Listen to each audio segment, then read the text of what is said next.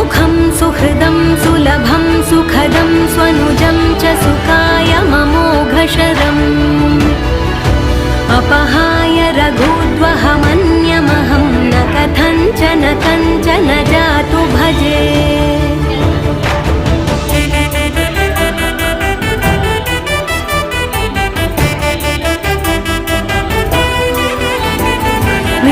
वेङ्कटेशं ननाथो ननाथः सदा वेङ्कटेशं स्मरामि स्मरामि